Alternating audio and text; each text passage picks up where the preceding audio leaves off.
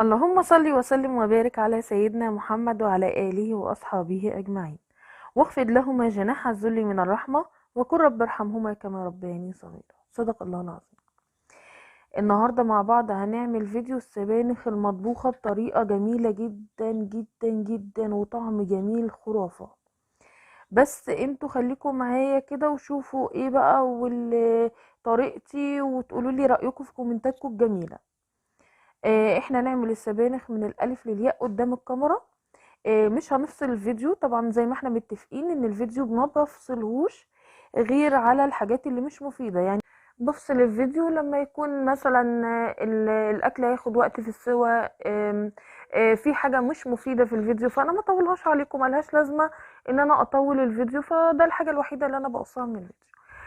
طبعا احنا قلنا هنعمل السبانخ من الالف للياء. يعني انا جبت السبانخ قدامكم طازه اهي جميله ما شاء الله، بس بحاول ان انا اشيل الفروع، لو في فرع اصفر، لو في فرع دبلان بشيله علشان تدي الطعم الجميل خالص اللي احنا هنعمله ان شاء الله.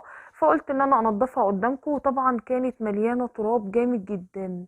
السبانخ كانت جايبه تراب جامد، فانا طبعا بعد ما نضفتها قلت اغسلها في المصفى، لقيتها المصفى صغيره عليها، فروحت جبتها ونقعتها في طبق كبير جدا. فانا هروح دلوقتي اغسلها على الحوض، وبعدين هرجع لكم تاني.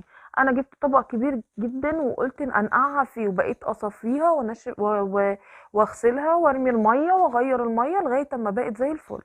ورحت جايبه كيس مخده كان عندي قديم، ورحت حطاها فيه عشان تنشف. سبتها لغايه اما نشفت اهي، وقلت اطلعها قدامكم بقى، اقطعها قدام الكاميرا. طبعا احنا زي ما احنا قلنا الفيديو هنعمله من الاول للاخر مع بعض. جبت السبانخ اهيت، وهبدأ ان انا اخرطها معاكم. طبعا بخرطها صغيرة علشان تدي تبقى شكلها برضو حلو في الحلة. فما بعملهاش كبيرة قوي ولا بصغرها قوي، بتبقى حاجة يعني هتشوفوا تقطعها. طبعا اللي انا هقطعها تبقى الحجم بتاعها قد ايه. وهنبقى بقى ايه مع بعض زي ما احنا متفقين.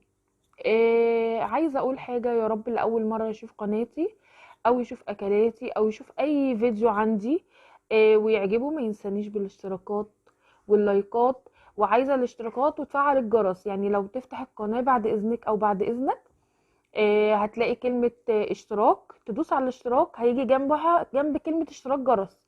هتدوس على الجرس دوت، هيجيلك 3 اختيارات، فانت هتختاري كلمة الكل ده علشان اي فيديو ان شاء الله ننزله يجيلك اشعار بيه وتتفرجي عليه.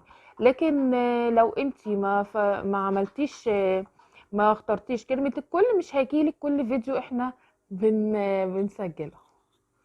فدي هتبقى في اشتراك بس مش هيجيلك الحاجة اللي احنا هننزلها بانتظام غير لما تبحثي عنها. فكلمة فما تدوسي على الجرس على الكل دي هي اللي هتخليكي يجيلك الاشعار بكل فيديو احنا هننزله. طبعا انا خرجت، بصوا السبانخ اهي يعني حلوه خالص. وبدات بقى ان انا هبدا ايه بعد ما خرطتها دي كل السبانخ اللي انا خرطتها، حطيت طاسه على النار. حطي المده الدهنيه اللي انت عايزاها. طبعا انا كان عندي حته دهن صغننه قطعتها علشان بتبقى جميله خالص في السبانخ. انا اصلا منع الحاجات دي خالص وما بحبش احطها في الاكل، بس سبحان الله بتبقى في السبانخ ليها طعم رهيب. فانا قطعت حته صغيره كده وقلت ايه اعمل بيها السبانخ، وهي مره مش هتفرق يعني. وجبت بصلايه كبيره مبشوره، او انت تجيبي بصلتين مثلا وسط مبشورين او متقطعين صغير خالص. وهبدا ان انا ادبلهم في على النار. طبعا انا متفقه معاكم مش هيبقى دهن، وكمان هنحمر البصله لا كتير يعني.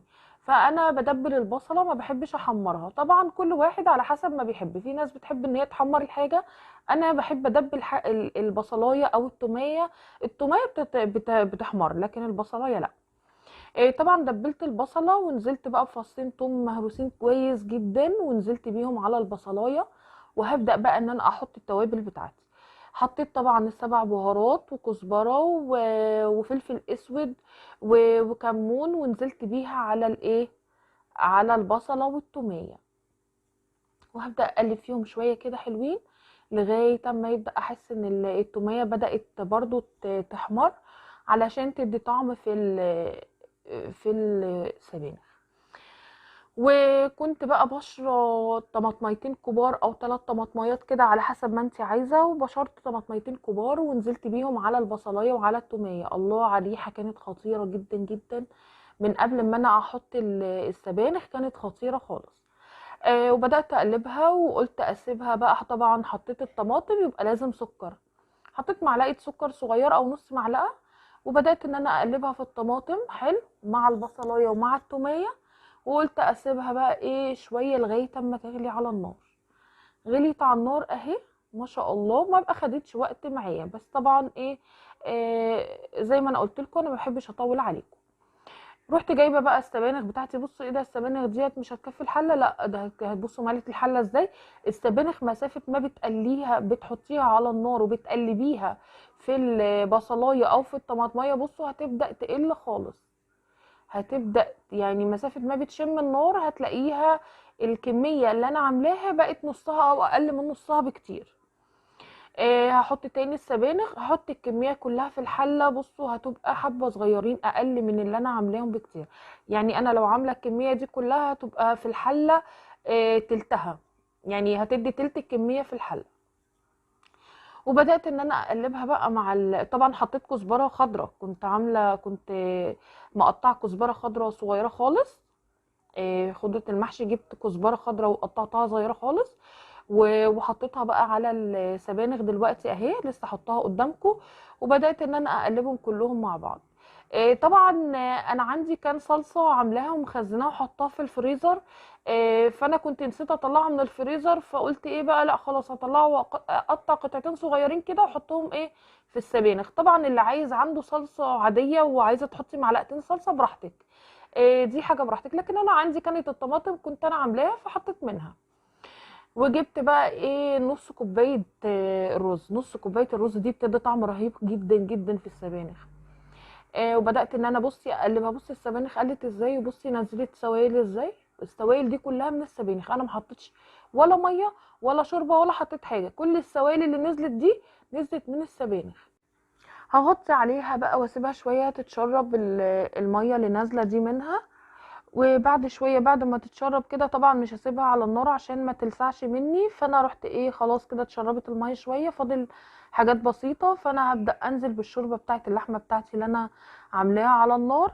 هبدا انزل بالشوربه اسوي فيها بقيه السبانخ والرز اللي احنا حاطينه في السبانخ. ما شاء الله كده خلاص انا حطيت الشوربه بتاعتها. اقلبها تقلبتين واسيبها بقى على النار تستوي مع نفسها. اهي خلاص كده. كده السبانخ اتعملت بطريقه جميله جدا جدا جدا. بس اوعي تفصلي الفيديو، كملي للاخر. اهي بصي كده خلاص استوت. حطيت الملح بتاعها. ليه بقى انا ما حطيتش الملح في الاول؟ لان السبانخ اصلا فيها املاح، فانا بخاف ان الملح بتاعها يبقى زياده. فانا كده كده بحط في اللحمه الملح في الاخر. فانا سبت الملح بالمره احطه في السبانخ في الاخر. فحطيت الملح بتاع السبانخ وظبطتها كويس. ورحت ايه بقى بدأت ان انا احط الملح بتاع الشوربة علشان اظبطها. وبكده خلاص خلصت اللحمة برضو خلصت خلاص وفصلت عليها.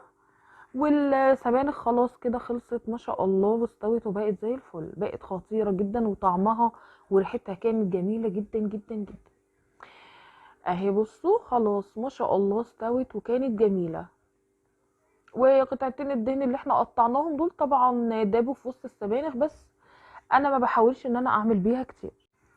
يا رب يكون الفيديو عجبكم، ويا رب اكون عند حسن ظنكم. ويا ريت اللي اول مره يشوف قناتي ما ينسانيش بالاشتراكات واللايكات وكومنتاتكم الجميله اللي انا متعوده عليها علشان يوصلكم كل جديد ان شاء الله. والسلام عليكم ورحمه الله وبركاته.